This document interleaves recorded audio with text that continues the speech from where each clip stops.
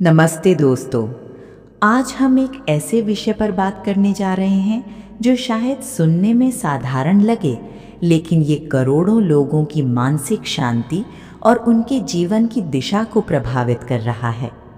हम बात कर रहे हैं उस एहसास की जहां हम दूसरों को खुश करते करते खुद को पूरी तरह खो देते हैं। अक्सर हम अपनी पूरी जिंदगी इस कोशिश में बिता देते हैं कि हमारे माता पिता हमसे नाराज ना हों, हमारे दोस्त हमें अकेला ना छोड़ें या हमारे बॉस हमसे हमेशा संतुष्ट रहें। लेकिन क्या आपने कभी गौर किया है कि इस अच्छे इंसान की छवि को बनाए रखने की कीमत क्या है? इसकी कीमत है आपकी अपनी पहचान, आपकी अपनी खुशियाँ और आपका अपना मानसिक सुकून। जब हम पीपल प्लीजिंग के जाल में फंसते हैं तो ये सिर्फ एक आदत नहीं रह जाती, बल्कि ये एक बीमारी की तरह हमारे व्यक्तित्व को खाने लगती है। इसकी शुरुआत अक्सर बहुत मासूमियत से होती है। हमें बचपन से सिखाया जाता है कि दूसरों की मदद करना, बड़ों का कहना मानना और सबके साथ मिलजुल कर रहना ही इंसानियत है। ये बात सच भी है, लेकिन समस्या तब शुरू होती है जब हम मदद और मजबूरी के बीच का अंतर भूल जाते हैं। हम दूसरों को इसलिए खुश नहीं करते क्योंकि हम चाहते हैं, बल्कि इसलिए करते हैं क्योंकि हमें डर लगता है कि अगर हमने ऐसा नहीं किया तो शायद हम प्यार या सम्मान के काबिल नहीं रहेंगे। ये डर ही वो जड़ है जहाँ से हमारे खुद को खोने की प्रक्रिया शुरू होती है। हम खुद को क्यों खो देते हैं? इसके पीछे कई गहरे मनोवैज्ञानिक कारण हैं। सबसे बड़ा कारण है बचपन की कंडीशनिंग।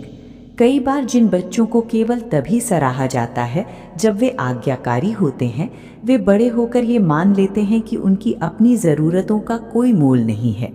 उन्हें लगता है कि दुनिया में उनकी जगह तभी सुरक्षित है जब वे दूसरों के काम आ रहे हों। दूसरा मुख्य कारण है रिजेक्शन का डर। हमें लगता है कि अगर हमने किसी की मदद के लिए मना कर दिया या अपनी राय उनके खिलाफ रखी तो वे हमें नापसंद करने लगेंगे।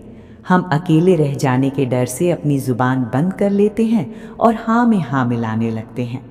तीसरा कारण है कम आत्मविश्वास। जब हमें अपनी काबिलियत पर भरोसा नहीं होता तो हम दूसरों की तारीफों में अपनी वैल्यू ढूंढते हैं। हम एक ऐसी कठपुतली बन जाते हैं जिसकी डोर दूसरों के हाथों में होती है। इस रास्ते पर चलते हुए हम धीरे धीरे अपनी पसंद नापसंद भूल जाते हैं। अगर आज आपसे कोई पूछे कि आपकी अपनी पसंद क्या है बिना किसी और के प्रभाव के, तो शायद आप सोच में पड़ जाएंगे। हम वही कपड़े पहनने लगते हैं जो ट्रेंड में हैं या जो दूसरों को अच्छे लगते हैं। हम वही करियर चुन लेते हैं जो समाज की नज़रों में प्रतिष्ठित है, और हम उन रिश्तों को ढोते रहते हैं जो हमें अंदर से खोखला कर रहे हैं। इस प्रक्रिया में हमारा आत्मसम्मान या सेल्फ एस्टीम बिल्कुल शून्य हो जाता है।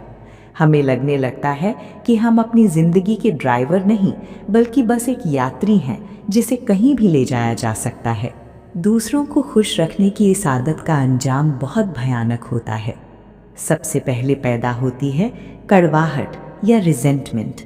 जब आप लगातार अपनी इच्छाओं का गला घोंटकर दूसरों के लिए करते हैं तो एक समय बाद आपको उन लोगों से नफरत होने लगती है। आपको लगता है कि वे आपका फ़ायदा उठा रहे हैं, जबकि हकीकत ये होती है कि आपने कभी उन्हें अपनी सीमाएं बताई ही नहीं। इसके बाद शुरू होती है मानसिक थकान और एंग्जाइटी। हर वक्त ये सोचना कि वो क्या सोचेगा या कहीं कोई मुझसे बुरा ना मान जाए, आपके दिमाग को कभी शांत नहीं रहने देता। आप शारीरिक रूप से थक जाते हैं क्योंकि आप अपनी क्षमता से ज़्यादा काम दूसरों के लिए कर रहे होते हैं। सबसे दुखद बात यह है कि इस सब के बावजूद आप कभी सबको खुश नहीं कर पाते। दुनिया का दस्तूर है कि आप चाहे अपना दिल निकाल कर भी उनके हाथ में रख दें, कोई ना कोई आपसे शिकायत ज़रूर करेगा। तो इस चक्रव्यूह से बाहर कैसे निकले, खुद को वापस कैसे पाएं? सबसे पहला और सबसे ज़रूरी कदम है अपनी सीमाओं को पहचानना। आपको ये समझना होगा कि ना कहना कोई पाप नहीं है। ना कहना सामने वाले का अपमान नहीं, बल्कि खुद का सम्मान है। जब आप किसी काम के लिए मना करते हैं जो आप नहीं करना चाहते, तो आप अपनी ऊर्जा बचा रहे होते हैं। शुरुआत छोटी चीज़ों से कीजिए। अगर आपका मन किसी पार्टी में जाने का नहीं है तो साफ कहिए। अगर आपको किसी की बात बुरी लगी है तो उसे विनम्रता से बताएं। शुरुआत में आपको अजीब लगेगा, शायद थोड़ा गिल्ट भी महसूस होगा, लेकिन धीरे धीरे आपको अपनी खोई हुई ताकत महसूस होने लगेगी। दूसरा कदम है खुद के साथ समय बिताना। एक डायरी बनाइए और उसमें वो चीज़ें लिखिए जो सिर्फ आपको पसंद है, ना कि आपके परिवार या दोस्तों को। अपनी पुरानी हॉबीज़ को याद कीजिए जिन्हें आपने दूसरों के चक्कर में छोड़ दिया था। जब आप खुद को वक्त देते हैं तो आप अपनी आत्मा के साथ फिर से जुड़ते हैं। तीसरा और सबसे महत्वपूर्ण सुझाव है ये स्वीकार करना कि आप हर किसी को खुश नहीं रख सकते। जो लोग आपसे सच्चा प्यार करते हैं वे आपकी सीमाओं का सम्मान करेंगे। जो लोग आपके ना कहने पर नाराज़ होकर चले जाते हैं, यकीन मानिए वे कभी आपके भले के लिए आपके साथ थे ही नहीं। वे सिर्फ आपकी उपयोगिता से प्यार करते थे, आपसे नहीं। अंत में मैं बस इतना कहना चाहूँगा कि आपकी ज़िंदगी का सबसे महत्वपूर्ण रिश्ता आपका खुद के साथ है। अगर आप खुद खुश नहीं हैं तो आप कभी दूसरों को सच्ची खुशी नहीं दे सकते। दूसरों को खुश करना अच्छी बात है, लेकिन खुद की बलि देकर नहीं। अपनी आवाज़ को पहचानिए, अपनी ज़रूरतों का सम्मान कीजिए और याद रखिए कि आप इस दुनिया में दूसरों की उम्मीदों का बोझ उठाने के लिए नहीं, बल्कि अपना जीवन अपनी शर्तों पर जीने के लिए आए हैं।